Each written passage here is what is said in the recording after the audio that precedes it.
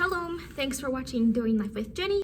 If you are new here, I am currently a Spanish teacher in the US, but in 7 days, I'll explain the timeline later, I am moving to Mexico to the state of Hidalgo.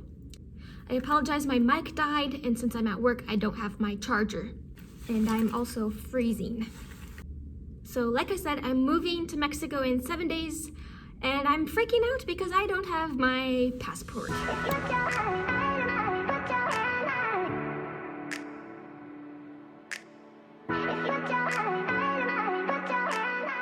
Firstly, let me explain the whole 7 days thing. I'm flying down in 7 days to renew my temporary residency.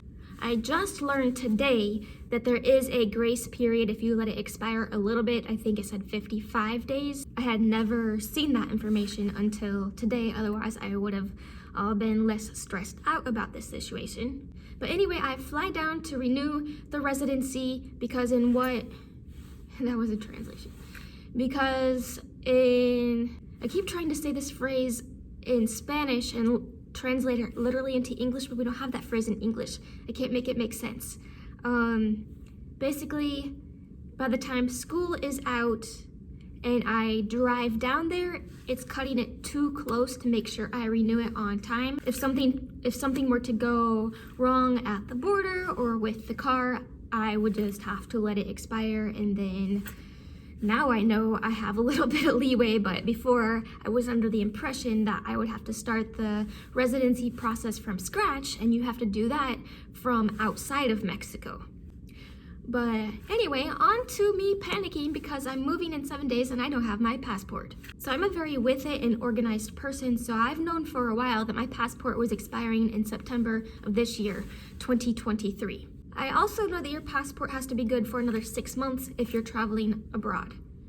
So let's say you have a trip abroad in June and your passport expires in July. Even if you're going to be home before July, you're not allowed into most countries because your passport needs to have like 6 month leeway, I guess.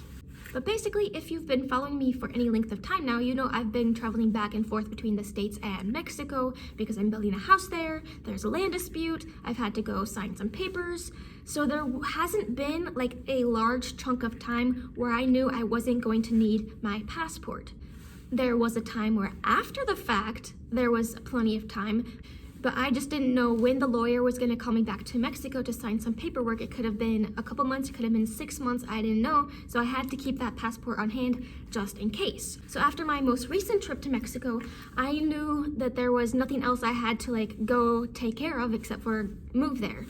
So as soon as I got back from that trip, I sent off the passport to be renewed. It was also at that same time where things started popping up in the news that they are really behind on issuing and renewing passports. So I immediately called and paid extra to have it expedited. So I've been checking on the website every few days to see if there has been progress, and of course there has not. It just says in process, which means basically they've received it. So as you can imagine, as the moving date got closer and closer, I started panicking more and more. Well, if you're traveling within 2 weeks, you're supposed to call them and say, hey, get with it. I don't know what that's supposed to do because it will take at least a week to come in the mail, but my hands were kind of tied, so I said, hey, I'm traveling within 2 weeks. And basically all they do is put a note on your account trying to bump you up to the top of the line, but I'm supposed to be leaving within a week and it still just says in process. There has been no update of any kind. So once you get within 5 days of traveling, at that point they allow you to call and get an in-person appointment. Well, I called yesterday, which would have been 8 days before the trip, so I couldn't do anything. So I'm calling back tomorrow. Tomorrow will be a Friday, so I'm hoping that they don't count the weekend as business days so that I can get an appointment next Tuesday or Wednesday, hopefully in Chicago because that's the closest office, and I can take the train and spend about $40 instead of having to pay for a flight. Actually, I do have a flight credit, but I imagine it's not quite enough since I would be buying a very last-minute ticket. But honestly, I'm so desperate at this point that I'll fly to Alaska if that's the only appointment they have available. But it stinks because the lights automatically turn off in here. But it stinks because, as usual, Jenny does everything she's supposed to be doing because she's very organized and on the ball, but it's out of my control. I'm very fortunate that I probably have enough flight credits to not have to pay for the flight. Well, I have to pay like $100 for taxes or something. But still, a hotel, eating out are more expenses, and you have to pay an extra $60 to have the in-person appointment.